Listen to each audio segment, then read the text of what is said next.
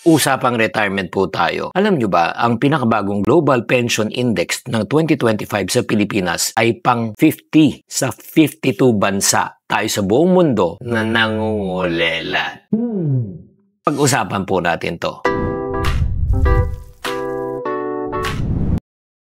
Chinky Tan, with over 6 million Facebook followers, 2.8 million YouTube subscribers, and 2.4 million TikTok fans, is now all out to share with you the most practical, simplest path to lasting wealth. Hi there, this is Chinky Tan, your pambansang wealth coach. Nako, ito yung pinakabagong study ng Global Pension Index sa buong mundo. Ibig sabihin po, ikatlo tayo sa pinakahihina sa buong mundo pagdating po sa pension system. Kaya po kung aasa po tayo sa SSS, GSIS, nako po, baka magulat po tayo pag nag-retire po tayo, wala po tayo pang bili ng gamot, pambili ng diaper, pero relax lang kayo mga kaponaryo.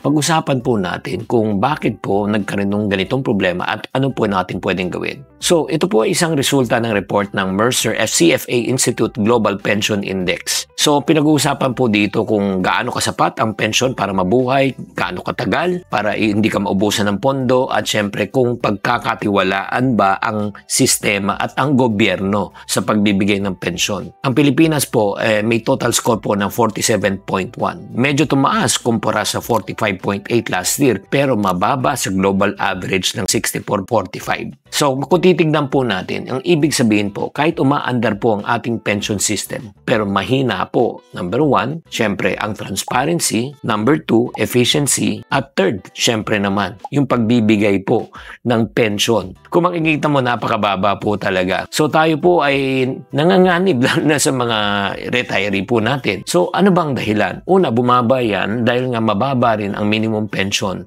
Hindi katulad ng ibang bansa, malaki po, di ba, ang nakukuha po nila sa tinatawag na mga taxes po nila. Pangalawa, maiksi rin ang contribution period. Kailangan po ng 120 months. Oo, according to SSS, mga 10 months. Kaysa mas madalas, maliit ang total contribution. At pangatlo, kulang sa private pension options. Wala tayong masyadong non-cash out retirement plans. Kaya nga, syempre, hindi katulad ibang bansa, meron din silang private pension. At pang-apat po, may questionable po nga ang governance at pagpamamalakad ng ating gobyerno. So, ano po ang epekto po sa atin? Sa totoo lang, mga kapatid, kung aasa lang tayo sa pension, baka hindi po sapat. Pagdating na panahon, pagtaas ng presyo ng bilihin, bigas, kuryente, gamot, pataas ng pataas, pero ang pension natin, hindi naman ganung kalaki. Alam ko, nag-increase na po ng konti, at least 10% every year hanggang 2027 ng SSS. Magandang balita yun.